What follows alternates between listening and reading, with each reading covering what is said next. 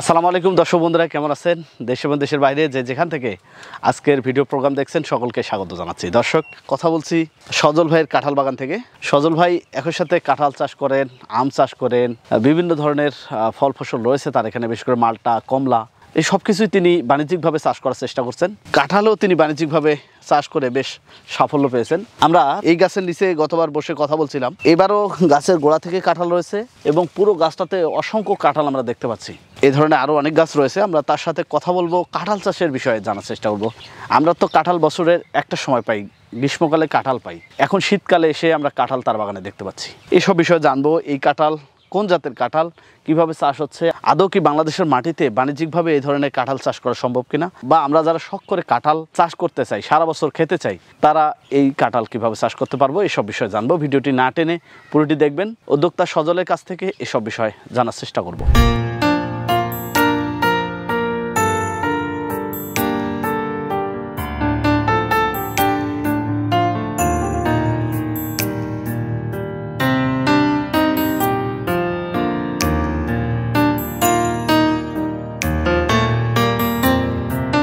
আসসালামু আলাইকুম। ওয়ালাইকুম আসসালাম। সজল ভাই কেমন আছেন? ভালো আছি ভাই, আপনি কেমন আছেন? আলহামদুলিল্লাহ। আপনার বাগান নিয়ে এর আগেও আমরা কথা বলেছি। জি। আজকে দেখতে পাচ্ছি শীতকালে গাছে কাঁঠাল ভরপুর।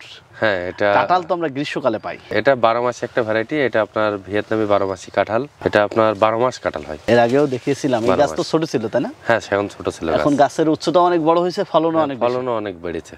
আমাদের বাগানে যে গাছগুলো আছে ওই গাছগুলো তো আপনার 3 বছর বয়স, প্রতিটা গাছে ওরকম 60টা 70টা 100টা করে কাঁঠাল আছে। এর বড় বৈশিষ্ট্য দেখেন, আমাদের সাধারণত দেশি কাঁঠাল কিন্তু আছে গাছের এই বডিতে ধরে, আর এর আপনার যে গাছের পাতাতেও পর্যন্ত কাঁঠাল ধরে। দেখেন এই গাছের এখানে ওই মাথায়ও পর্যন্ত কাঁঠাল ধরে যায়। এখন বর্তমান গাছে কতগুলো কাঁঠাল আছে? এই গাছটায় কমসে কম আপনার প্রায় 200 পিস কাঁঠাল আছে, বড় ছোট মিলায়ে। কাঁঠাল পাকছে বা পাকার সময় হয়েছে? কাঁঠাল কয়েকদিন আগে পাকছিল, আবার একটা যে গন্ধ বের হচ্ছে, কিন্তু এই কাঁঠালগুলো টিপে বোঝা যায় না। এই কাঁঠালটা যেমন পরিপূর্ণ পেকে যাবে, পুরো বাগান পুরো ফ্লেভার করবে। মানে এই কাঁঠালে কিন্তু আঠা নেই। মানে অনেকেই কিন্তু কাঁঠাল, আমাদের জাতীয় ফল কাঁঠাল, কিন্তু অনেকে খাইতে চায় না, আছে আঠা লেগে যাবে বলে, কিন্তু এই কাঁঠালে আঠাবিহীন কাঁঠাল। এটা 12 মাসে একটা ভ্যারাইটি। আমাদের কাছে মোট আছে কাঁঠালের 4টা ভ্যারাইটি আছে। আমাদের লাল কাঁঠাল আছে, ওটা বছরে একবার হয়। যেটা আমাদের পিঙ্ক কালারের কাঁঠাল, ওটা এখনো গাছে আছে। যেটা হচ্ছে 12 মাসে ভিয়েতনামি সবুজটা, এটাও আছে। তারপর যেটা গামলেজ কাঁঠাল, সেটাও আছে আমাদের কাছে। আচ্ছা, এটার ভেতরের শ্বাসটা কেমন? এটা আমাদের সাধারণত দেশি কাঁঠালের মতন হলুদ হয়। এই কাঁঠালগুলো আপনার এখন বর্তমানে আমাদের এখান থেকে 180 টাকা 90 টাকা কেজি বিক্রি করা যাচ্ছে।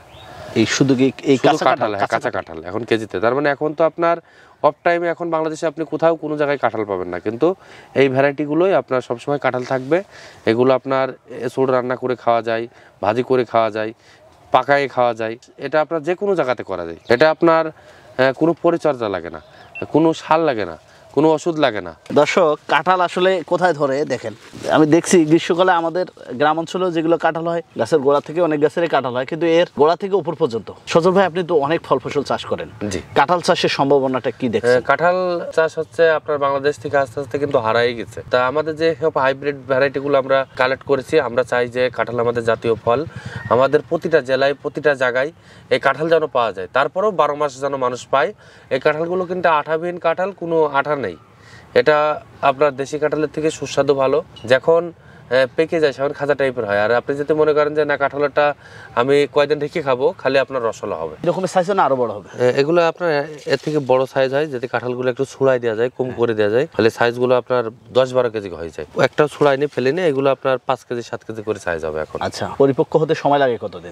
এটা আপনার পরিপক্ক সময় লাগে 4 মাস। কাঁঠাল তো হচ্ছে, আবার পাকতেছে, হচ্ছে এরকম চলছে, যেভাবে কন্টিনিউ চলছে। এই যে আপনার আজকে কয়েকদিন আগে যে আমি এখান থেকে একটা পাকা কাঁঠাল পেরেছি, এইটা থেকে। হ্যাঁ, মাশাআল্লাহ। এই গাছের গোড়ায় কি বিশেষ কোনো যত্ন নেন? না, এটা আমি কাঁঠালে কোনো পরিচর্যা করিনি। কাঁঠাল আপনার বাণিজ্যিক সম্ভাবনা খুবই ভালো। যারা আপনার বাগান করতে চান তারা সরজমিনে আমাদের এই কাঁঠাল বাগান ভিজিট করেন। এগুলো আপনার হাইব্রিড ভ্যারাইটি।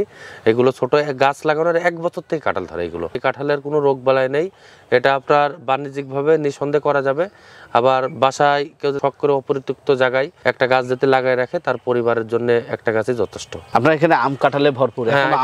এখন আম আছে। এখন কিন্তু আপনি বাংলাদেশে কোথাও আম পাবেন না। দেখেন মাশাআল্লাহ, দেখেন কাঁচা আম। গাছ লাগা রাখছিলেন? হ্যাঁ, গাছ লাগাইছি।